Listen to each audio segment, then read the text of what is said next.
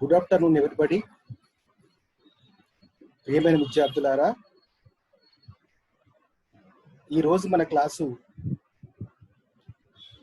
Green revolution యొక్క weaknesses ఏమిటి అనే క్లాసుని ఈరోజు మనం చెప్పుకుందాం. చెప్పుకునే ముందు గతంలో మన క్లాసు ఏం జరిగింది అనేది కూడా ఒకసారి మీకు రిమైండ్ చేస్తాను. ఆ రిమైండ్ అయిన తర్వాత ఈరోజు క్లాస్ని మళ్ళీ మీకు బోధించే ప్రయత్నం చేస్తాను. ఇంతకుముందు ఇదే అంశం మీద 2 క్లాసులు మనకు పూర్తయినాయి. ఇది 3వ class. What is green revolution అనే దగ్గర నుంచి మనం ఈ లెసన్లో మనం ప్రారంభమైనాం. ఆ తరువాత ప్రొడక్షన్ విషయంలో గ్రీన్ రెవల్యూషన్ యొక్క ప్రభావం ఎలా ఉంది అనే క్లాసుని నిన్న చెప్పాను. నిన్న 2-3 టేబుల్స్ మనం పరిశీలించాం. ఆ పరిశీలనలో మనకు తేలింది ఏంటంటే గ్రీన్ రెవల్యూషన్ ప్రధానంగా 2 రకాల పంటలలో దాని ప్రభావం మనం చూసాం. ఒకటి రైస్, రెండవది వీట్. ఈ 2 రకాల క్రాప్స్ లో గ్రీన్ రెవల్యూషన్ యొక్క ప్రభావం అనేది చాలా బ్రహ్మాండంగా మనం కనపడ్డది. అందులో కూడా వీట్ యొక్క గ్రోత్ రేట్, అంటే మొత్తం ఆహార ధాన్యాల్లో గ్రోత్ రేట్ మనం కంపేర్ చేసినప్పుడు వీట్ యొక్క గ్రోత్ రేట్ అనేది ఎక్కువగా ఉన్నట్టుగా మనం చూసాం. రైస్ని తర్వాత వీటిని కంపేర్ చేసినప్పుడు ఈ రెండింటి కాంపోజిషన్ లో మనం పరిగణలో తీసుకొని చూసినప్పుడు 85% వీటి యొక్క ప్రొడక్షన్ మనకు ఈ 2 క్రాపుల మధ్య మనకు ప్రపోర్షనేట్ గా మనకి నిన్న టేబుల్లో చూసాం. తర్వాత కమర్షియల్ క్రాప్ సంబంధించి కూడా మనం నిన్న టేబుల్ పరిశీలించాం.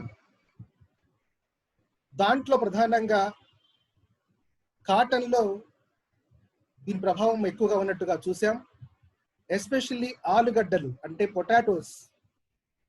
పొటాటో విషయంలో కూడా చాలా వేగవంతమైనటువంటి ప్రొడక్షన్ మనము దీని ప్రభావాన్ని మనము నిన్న క్లాసులో చూసాం. సో ఈరోజు సంబంధించి ఏంటంటే గ్రీన్ రెవల్యూషన్ యొక్క వీక్నెసెస్ ఏమిటి అనే దాన్ని ఇవాళ క్లాసులో మనము చెప్పుకుందాం. సో అందుకని ఈరోజు క్లాస్ యొక్క మెయిన్ హెడ్డింగ్ కూడా ఏంటంటే weakness of the green revolution అనేది ఇవాళ టాపిక్ మెయిన్ హెడ్డింగ్ గా మనం ఇవాళ పెట్టాం. సో దీనికి సంబంధించి 1, 2, 3, 4 పాయింట్స్ వైజ్ గా మనము వీటిని మనం పరిశీలన చేద్దాం. ఫస్ట్ పాయింట్ ఏంటంటే growth of capitalist farming in Indian agriculture. అంటే గ్రీన్ రెవల్యూషన్ అనేది మన దేశంలో అమలు చేయటం వల్ల ఏమి జరిగింది, ఎలాంటి మార్పులు వచ్చాయి అని చూసినప్పుడు అందులో ఉన్న ఫస్ట్ పాయింట్ ఏంటంటే మన వ్యవసాయ రంగము ఎలా మారిపోయిందంటే క్యాపిటలిస్ట్ ఫార్మింగ్ మెథడ్కు, అంటే పెట్టుబడిదారి యొక్క వ్యవసాయ పద్ధతుల్లోకి మన వ్యవసాయ రంగము గ్రీన్ రెవల్యూషన్ వల్ల ఆ రకమైన పరివర్తన జరిగినట్టుగా మనం ఫస్ట్ పాయింట్లో మనం ఇక్కడ విశ్లేషణ చేస్తున్నాం. ఎలా ఏంటి అన్నప్పుడు ద ఫస్ట్ లైన్ లో ఏం చెప్పుకుంటున్నామంటే the new agricultural strategy consisting of IADP and HYVP necessitated heavy investment in seeds, fertilizers, pesticides and water. అంటే గ్రీన్ రెవల్యూషన్ ద్వారా ఏదైతే మనకు 1960-61లో స్టార్ట్ అయిన ప్రోగ్రామ్ మనం ఏమనుకున్నామంటే IADP, intensive agriculture district programme అని ఏదైతే స్టార్టింగ్ ప్రోగ్రామ్ ఉందో ఆ ప్రోగ్రామ్ కానీ ఆ తరువాత HYVP అంటే హై ఈల్డ్ వెరైటీ ప్రోగ్రామ్ ద్వారా కానీ జరిగినటువంటి మార్పులు ఏంటంటే, సో పెద్ద ఎత్తున ఈ పద్ధతిని అమలు చేయటం వల్ల ఇన్వెస్ట్మెంట్ అనేది, పెట్టుబడి అనేది ఇక్కడ అవసరం పడ్డది. ఎందుకోసం అంటే, ఒకటి seeds, fertilisers, pesticides and water. వీటిని మనము ఇవి లేకుండా గ్రీన్ రెవల్యూషన్ అనే దాన్ని ఊహించుకోవటానికి సాధ్యం కాదు.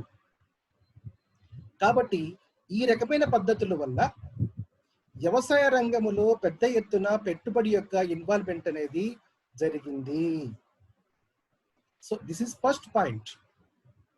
కాబట్టి పెట్టుబడి ఇన్వాల్వ్మెంట్ ఉన్నప్పుడు సహజంగానే ఆ పెట్టుబడి పెట్టే శక్తి సామర్థ్యాలు చిన్న రైతులకు, చిన్న కమతందారులకు ఉండే అవకాశం లేదు. కాబట్టి అందువల్ల మన వ్యవసాయ రంగము క్యాపిటలిస్ట్ ఫార్మింగ్ గా మన వ్యవసాయ రంగము గ్రీన్ రెవల్యూషన్ ద్వారా కన్వర్ట్ అయినట్టుగా మనకు ఫస్ట్ పాయింట్ ద్వారా మనకు తెలియజేస్తా ఉంది. Then second point, in India there are about 81 million farm households, but just 6% of the big farmers account for 40% of all cultivated land. They alone are making heavy investment in the installation of tube wells, pumping sets, use of fertilizers and agricultural machinery required for the purpose. అంటే ఈ రకంగా ఏదైతే green revolution మనకు అమలు చేయడం వల్ల జరిగింది ఏంటంటే, మన దేశంలో 81 మిలియన్స్ కుటుంబాలు, రైతాంగ కుటుంబాలు ఉంటే అందులో 6% అంటే పెద్ద కమతందారులు అనే వాళ్ళు కల్టివేటర్స్ లో ఎంత పర్సెంటేజ్ ఉన్నారు అంటే ఓన్లీ 6%. ఆ 6% రైతుల చేతుల్లో ఎంత కల్టివేట్ అవుతుంది అంటే అకౌంట్ ఫర్ 40%. అంటే మొత్తం కల్టివేబుల్ ల్యాండ్ సంబంధించి ఆ డేటా చూసినప్పుడు ఈ 6% ఎవరైతే రైతులు ఉన్నారో, పెద్ద రైతులు ఉన్నారో, వాళ్ళ చేతుల్లో 40% ల్యాండ్ కల్టివేట్ అవుతుంది. వాళ్ళు ఆ రకంగా ఉండటం వల్ల వాళ్ళు పెద్ద మొత్తంలో ఇన్వెస్ట్మెంట్ ని చేశారు. ఏ రకంగా అంటే ట్యూబ్ వెల్స్ కానీ, పంపింగ్, ఫెర్టిలైజర్స్ యూజ్ కానీ, తర్వాత ట్రాక్టర్లు, ఇతర యంత్రాల వాడకానికి పెద్ద మొత్తంలో వాళ్ళు ఇన్వెస్ట్ చేయాల్సినటువంటి పరిస్థితి ఏర్పడ్డది. ఇందువల్ల ఏమైందంటే మన వ్యవసాయ రంగము, మామూలు చిన్న సన్నకారు రైతులు ఉన్నటువంటి మన వ్యవసాయ రంగము పెద్ద కమతాలు ఏర్పడటానికి, పెద్ద రైతులు దీంట్లోకి మారటానికి వాళ్ళకి ఈ రకమైనటువంటి గ్రీన్ రెవల్యూషన్ అనేది అనుకూలంగా ఉందనేది ఈ రెండో పాయింట్ లో మనం ఇక్కడ చూస్తున్నాం. దీనికి సంబంధించి ఎకానమిస్ట్ అశోక్ రుద్ర ఒక స్టడీ చేశాడు. అంటే ఈ మన అగ్రికల్చర్ సిస్టంలో ఎలాంటి మార్పులు వస్తున్నాయి, ఏ వైపున డైరెక్షన్ దాన్ని కొనసాగుతుంది అనే విషయంలో ఆయన ఒక స్టడీని చేశాడు. ఆ స్టడీ యొక్క రివీల్స్ ఏంటంటే చూద్దాం.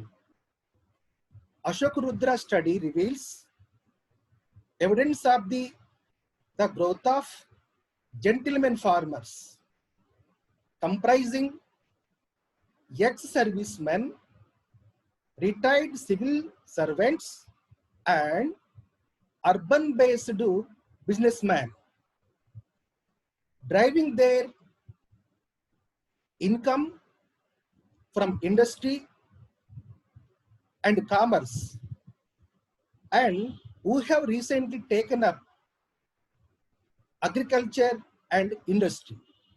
అంటే ఈ గ్రీన్ రెవల్యూషన్ ప్రభావం వల్ల కొత్త జెంటిల్మెన్స్ అనే వాళ్ళు ఈ రంగాల్లోకి ఎంటర్ అయ్యారు.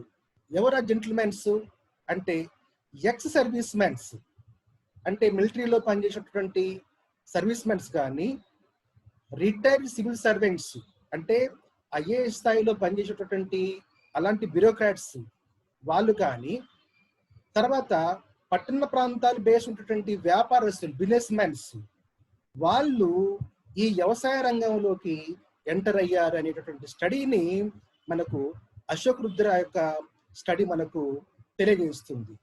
సో దాంతో మనం వ్యవసాయ రంగం కంప్లీట్గా క్యాపిటలిస్టిక్ ఫార్మింగ్ గా మారడానికి ఈ గ్రీన్ రివల్యూషన్ అనేది దోహదపడ్డది అని మనకు అశోక్ రుద్ర యొక్క స్టడీ తెలియజేస్తా ఉంది. ఈ స్టడీ ప్రధానంగా పంజాబ్ స్టేట్ లో అయిన ఈ స్టడీని కొనసాగించాడు. ఆయన స్టడీ యొక్క ఫైండింగ్స్ చూసినట్లయితే, in Punjab they constitute about 3% of the total number of farms and cover 27% of the total cultivable area. అంటే ఇలాంటి వాళ్ళు ఎలాంటి వాళ్ళు? Ex service mens, retired civil servants, urban business mens, ఇలాంటి వాళ్ళు పంజాబ్ యొక్క ఆ స్టేట్లో ఈయన స్టడీ ప్రకారంగా తేలింది ఏంటంటే, ఈ రకమైన రైతులు మొత్తం కల్టివేటర్స్ లో వీళ్ళ పర్సెంట్ ఎంత అంటే 3%. బట్ మొత్తం రైతులలో కల్టివేటర్స్ లో వీళ్ళ పర్సెంట్ 3% ఉన్నప్పటికీ కానీ వీళ్ళు ఎంత కల్టివేబుల్ ల్యాండ్ వీళ్ళ చేతుల్లో ఉంది అంటే 27% కల్టివేబుల్ ఏరియా ఈజ్ కవర్. అంటే దీన్ని బట్టి మనకు వీళ్ళ నంబర్ తక్కువైనప్పటికీ, మొత్తం కల్టివేటర్స్ లో ఇలాంటి వాళ్ళ నంబరు తక్కువగా ఉన్నప్పటికీ కానీ వీళ్ళ కింద ఉన్నటువంటి యొక్క కల్టివేబుల్ ల్యాండ్ పరిమాణం మాత్రం ఎక్కువగా ఉంటూ వస్తున్నట్టుగా మనకు అశోక్ రుద్ర గారి యొక్క స్టడీ తెలియజేస్తుంది. పాయింట్ 1, పాయింట్ 2, పాయింట్ 3 అంటే ఏంటి? గ్రీన్ రివల్యూషన్ అనేటువంటి సిస్టమ్ అడాప్ట్ కావటం వల్ల ఆ సిస్టంలో ఫెర్టిలైజర్స్ వాడటం అనేది అవసరం ఉంది, సీడ్స్, న్యూ వెరైటీ సీడ్స్ వాడటం అనేది అవసరం ఉంది. తర్వాత ట్యూబెల్స్ అంటే ఎలక్ట్రికల్ పంప్స్ కానీ, మెకనైజేషన్స్ అంటే ట్రాక్టర్ లాంటి వాడకం పెరిగింది. ఈ రకమైన ప్రక్రియ వల్ల మన ట్రెడిషనల్ అగ్రికల్చర్ సిస్టమ్ అనేది క్యాపిటలిస్ట్ సిస్టమ్గా మనకు ఈ కన్వర్షన్ అయినట్టుగా మనకు ఈ పాయింట్స్ మనకు తెలియజేస్తుంది. Next we're going to next slide. ఈ సెకండ్ దీంట్లో సంబంధించింది ఏంటంటే, దీని వీక్నెస్ సంబంధించిన దాంట్లో side tracking the need for institutional reforms in Indian agriculture. మనము ఈ class green revolution class starting చేస్తున్నప్పుడు భారతదేశంలో ఆహార ధాన్యాల ఉత్పత్తిని వేగవంతంగా పెంచాలంటే ఏమి జరగాలి అనే సమస్య వచ్చినప్పుడు 2 రకాల వాదనలు, 2 types ఆఫ్ ఆర్గ్యుమెంట్స్ జరిగినట్టుగా మనం చెప్పుకున్నాం. ఆ ఆర్గ్యుమెంట్ ఏంటి అంటే, ఒక ఆర్గ్యుమెంటు ఇన్స్టిట్యూషనల్ చేంజెస్ గురించి ఒక ఆర్గ్యుమెంటు బేస్ అయితే, రెండవ ఆర్గ్యుమెంటు ఇన్స్టిట్యూషనల్ చేంజ్ చేయకుండానే విత్ ఇన్ ది ఫార్మింగ్ సిస్టంలోని న్యూ టెక్నాలజీని, న్యూ వెరైటీస్ని అమలు చేయడం ద్వారా వ్యవసాయ ఉత్పత్తిని పెంచేటటువంటి ఆర్గ్యుమెంట్ అని మనం 2 రకాల ఆర్గ్యుమెంట్ గురించి స్టార్టింగ్ లోనే మనము ఈ ఆర్గ్యుమెంట్ గురించి విన్నాం. ఈ సెకండ్ వీక్నెస్ పాయింట్ ఇప్పుడు దాన్ని మళ్ళా మనం ఇక్కడ చర్చిస్తూ ఉన్నాం. ఏంటి ఆ వీక్నెస్ అంటే, institutional reforms in Indian agriculture. అంటే ఏదైతే వ్యవస్థీకృతంగా మార్పులు రావాల్సిన అవసరం ఏర్పడ్డదో ఆ రకమైన వ్యవస్థిత మార్పులు రాకుండా ఆ మార్పుల్ని పక్కకు నెట్టేసింది ఏమిటి? గ్రీన్ రివల్యూషన్ అనే ప్రక్రియ అలాంటి మార్పులకు దోహదపడకుండా అది అలాంటి సెట్ బ్యాక్ చేసినటువంటి మాట ఇక్కడ సెకండ్ పాయింట్ ఎనాలిసిస్ లో భాగంగా మనం తీసుకుంటున్నాం. The new agriculture strategy does not recognize the need for institutional reforms in agriculture. The bulk of the present population does not enjoy ownership rights. అంటే సో ఇక్కడ మన దేశం ప్రధానంగా ఎక్కువ మంది భూమి లేనటువంటి వ్యవసాయ కూలీలు, అట్లాగనే చిన్న సన్నకారు రైతులు అనేటటువంటి వాళ్ళు ఎక్కువ మంది మన భారతదేశంలో ఉన్నారు.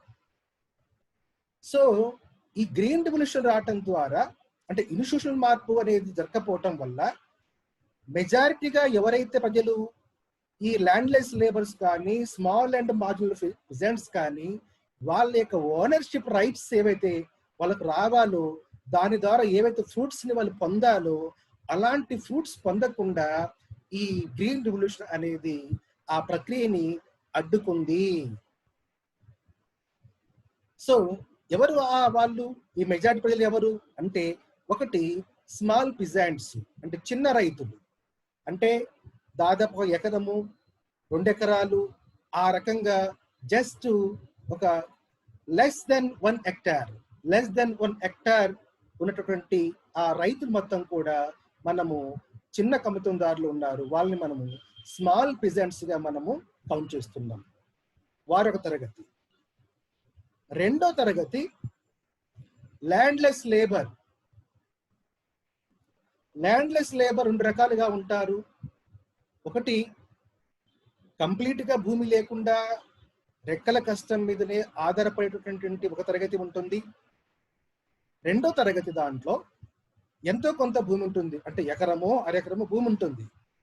కానీ ఆ ఎకరము అరెకరం భూమి అనేది పూర్తిగా ఇయర్ మొత్తం కూడా వాళ్ళకి ఉపాధిని ఆ భూమి వాళ్ళకు కల్పించలేదు.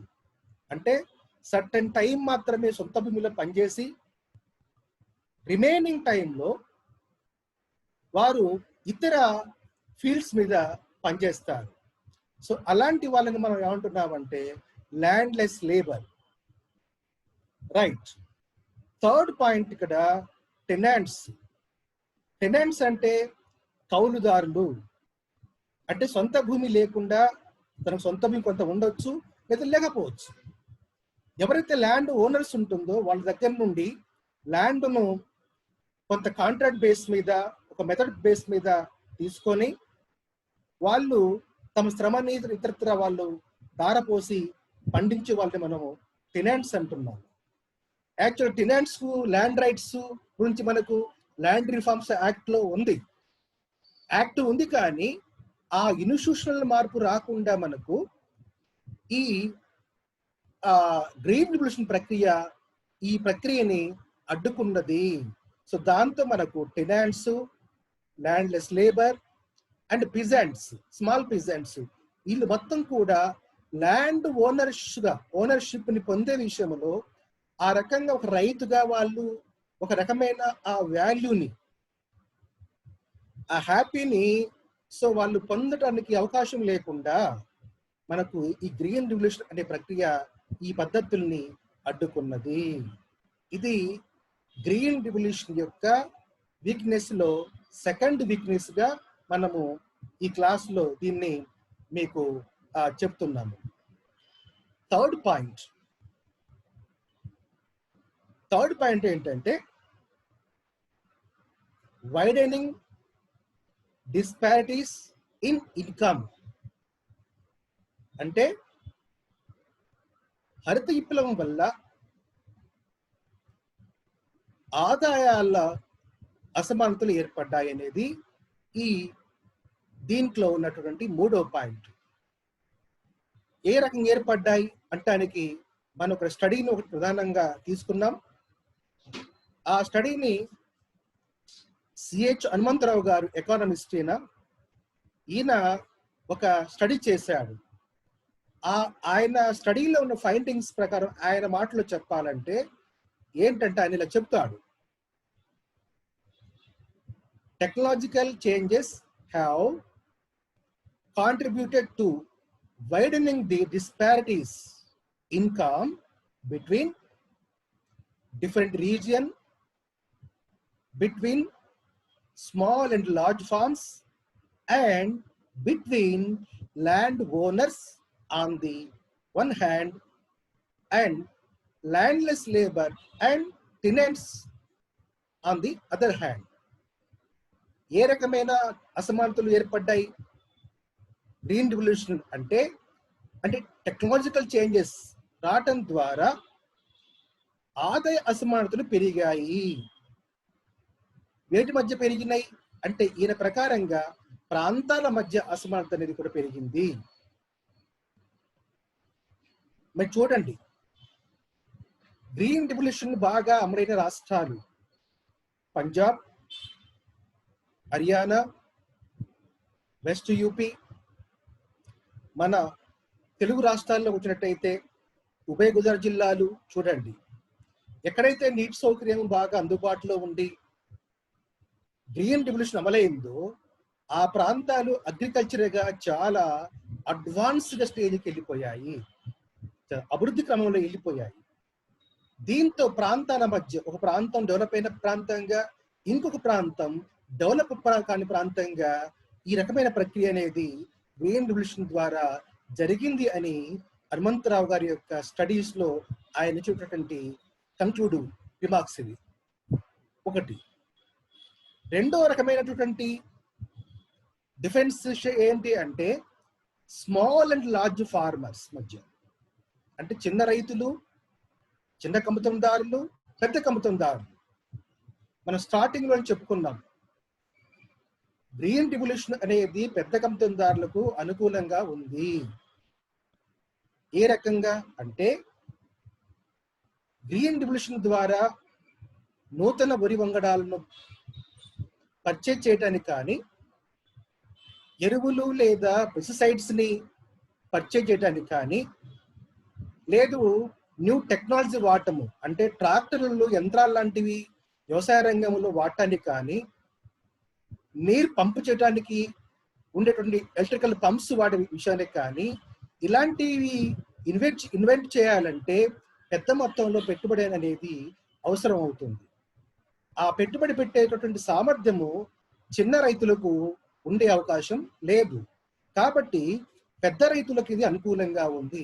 దాంతో వారు ఈ పద్ధతుల్ని వాడటం వల్ల వారి యొక్క ఆదాయాల్లో గమనీయమైనటువంటి మార్పుకు ఈ ప్రక్రియ అనేది దోహదపడ్డది. అందువల్ల చిన్న రైతులు, పెద్ద రైతులు అనేటటువంటి డివిజన్ రావడానికి, వాళ్ళ ఆదాయాల్లో ఆ రకమైన డిఫరెన్షియేషన్ కావడానికి గ్రీన్ రెవల్యూషన్ అనేది ఇక్కడ దోహదపడ్డది. ఇది రెండో పాయింట్ గా మనం చెప్తా ఉన్నాం.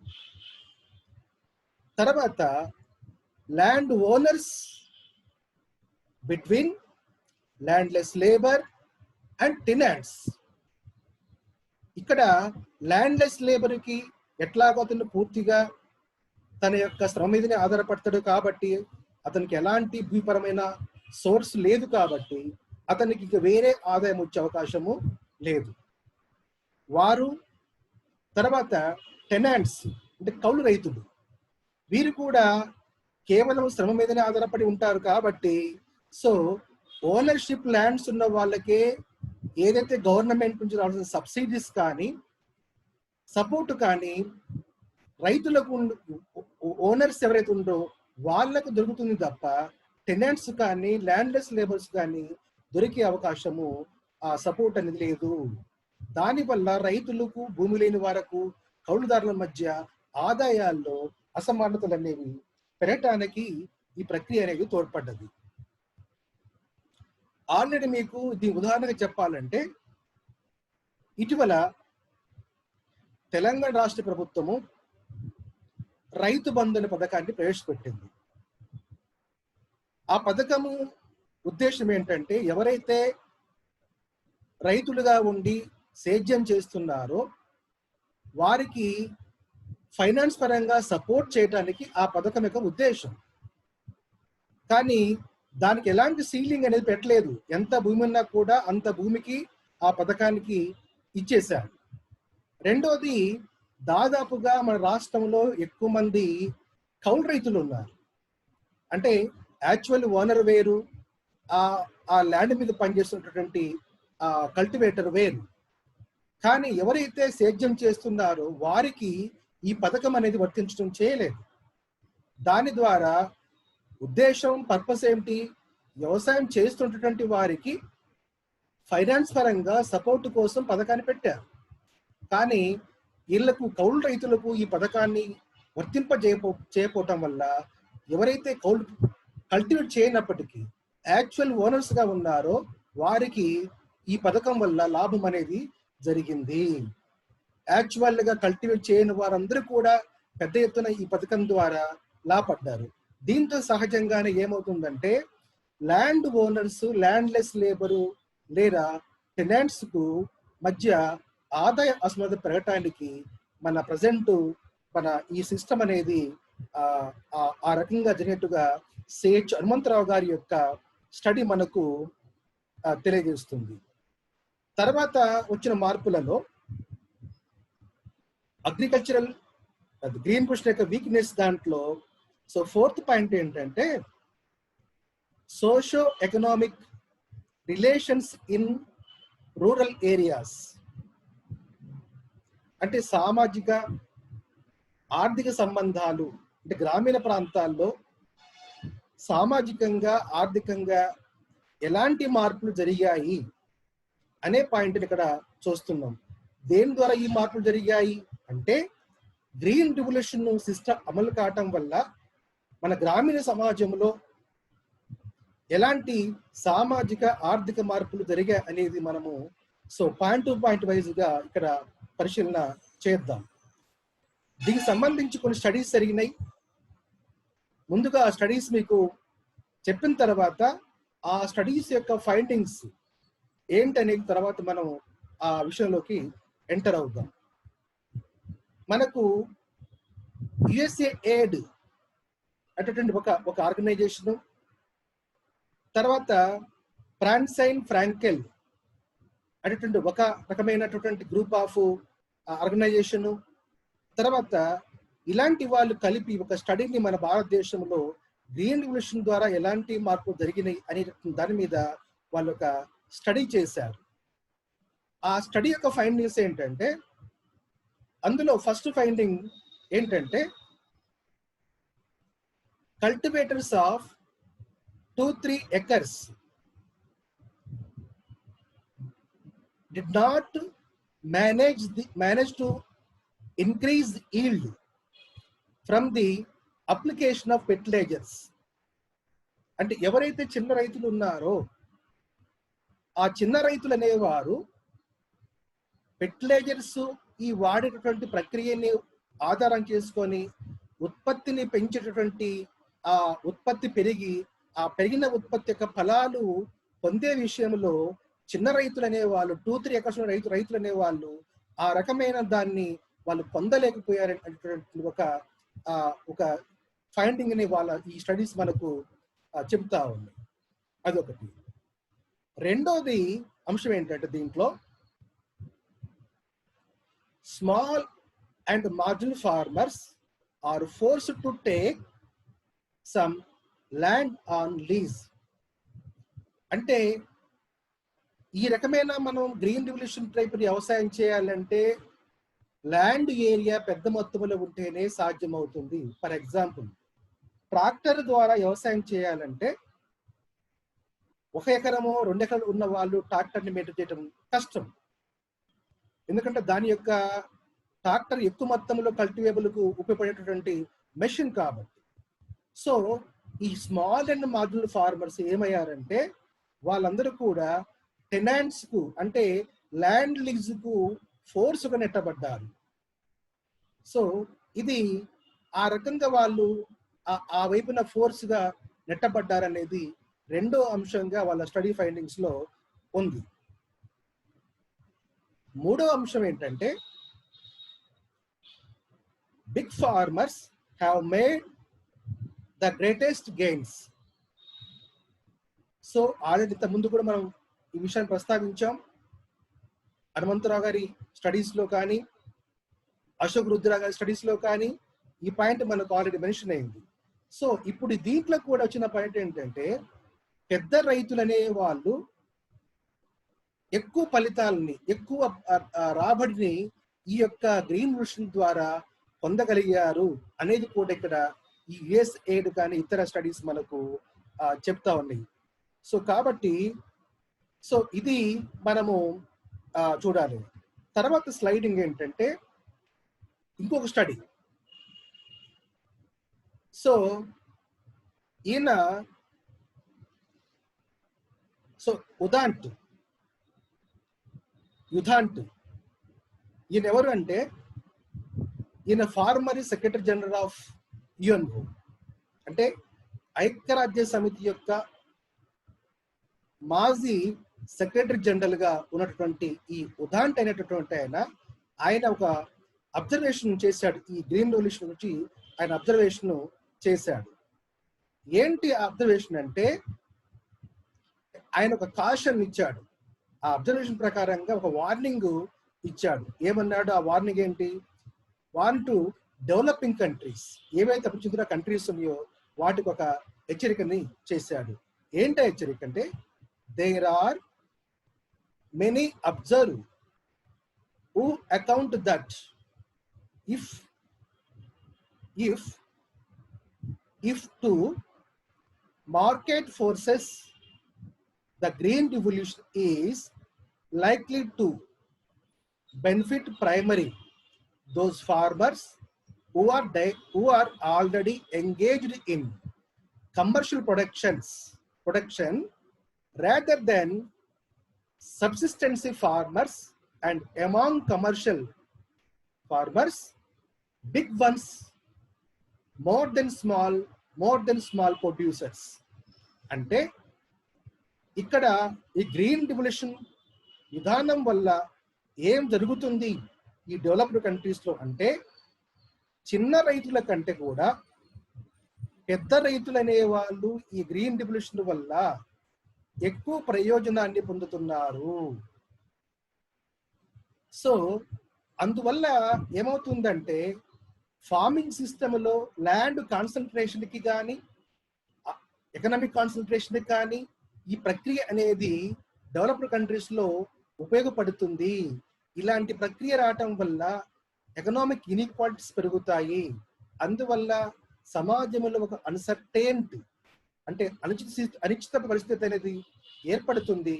కాబట్టి ఇలాంటి రాకుండా చూసుకునేటువంటి వార్నింగ్ ని ఈ ఉదాంట్ ఆయన ఒక హెచ్చరికని చేశాడు. అది ఆయన యొక్క అబ్జర్వేషన్.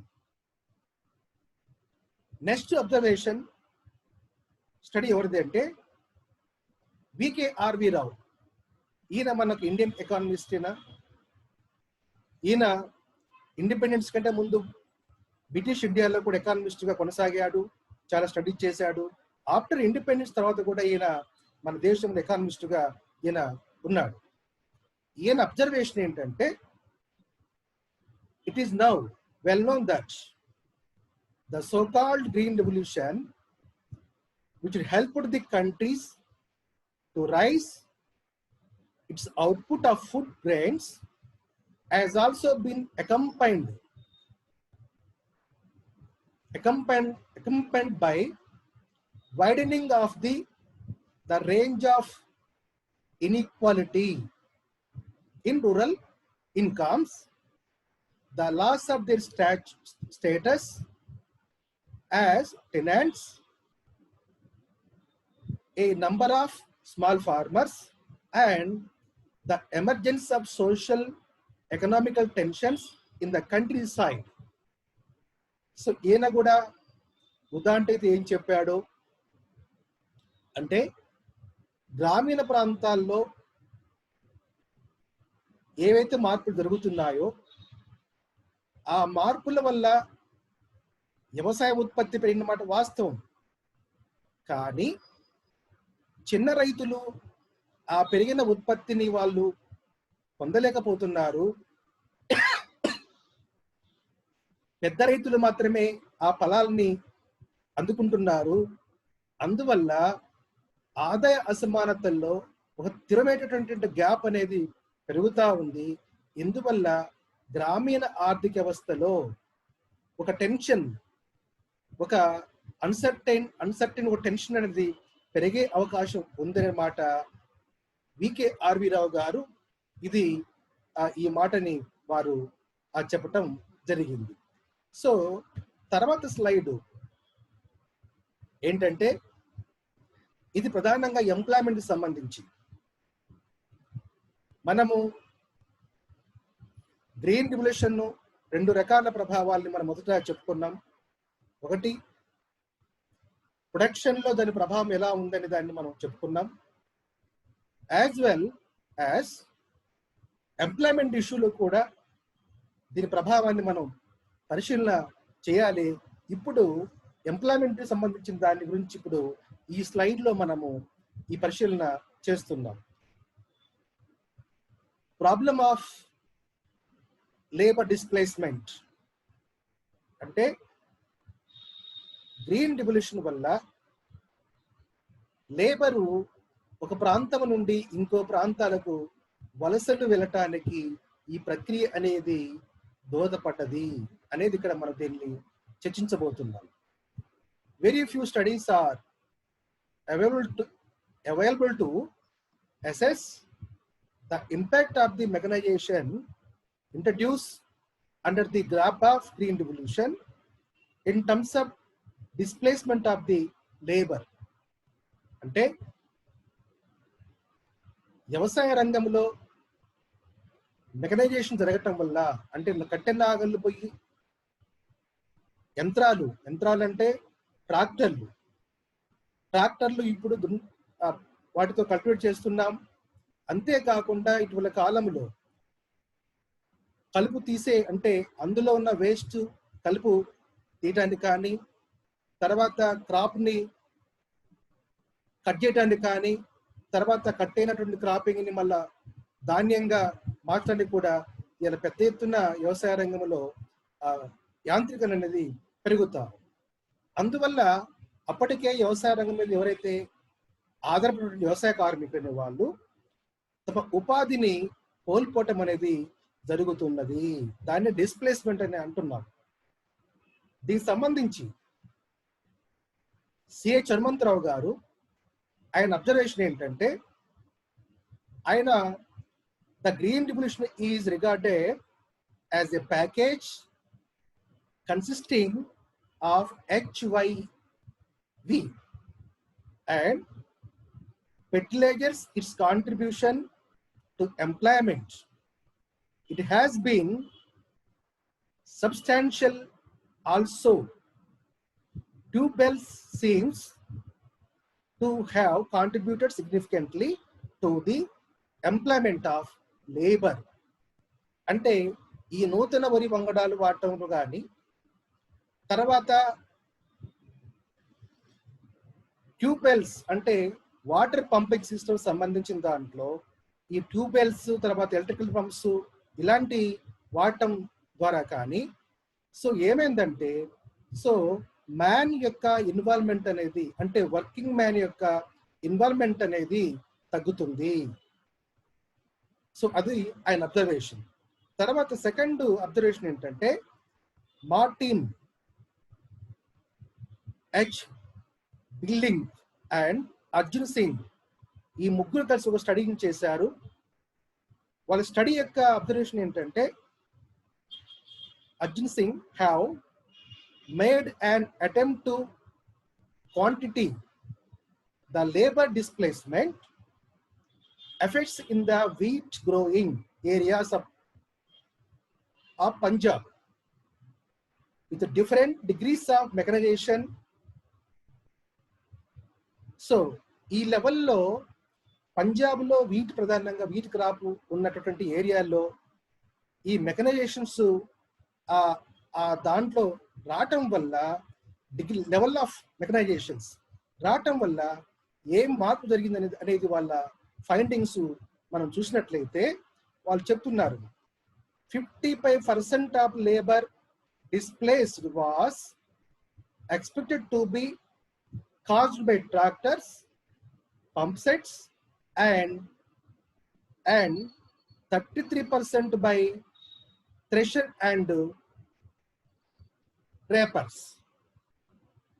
అంటే సో ఈ ట్రాక్టర్లు, తర్వాత ఈ డిఫరెంట్ మెకనైజేషన్స్, పంప్ సెట్స్ ఇలాంటివి ఆ పంజాబ్లో ఈ వీట్ ఫీల్డ్లో తేయటం వల్ల 50% మంది లేబరు డిస్ప్లేస్మెంట్ కావాల్సి వచ్చింది అనేటటువంటి వాళ్ళ ఫైండింగ్స్ లో చెప్తున్నారు. సో కాబట్టి గ్రీన్ రివల్యూషన్ యొక్క పాజిటివ్ ఎఫెక్ట్స్ ఏంటి? ప్రొడక్షన్ లో ఒక బ్రహ్మాండమైనటువంటి ఉత్పత్తి పెరగటం అనేది that is positive element. At the same time negative side అంశాలు ఏంటంటే వ్యవసాయ రంగంలో ఇది ఒక ట్రెడిషనల్ వ్యవసాయం పోయి మనకు క్యాపిటలిస్ట్ ఫార్మింగ్ సిస్టమ్ అనేది రావటం అనేది ఒక అంశంగా మనం చెప్పుకున్నాం. రెండో పాయింట్లో ఏం చెప్పుకున్నాం?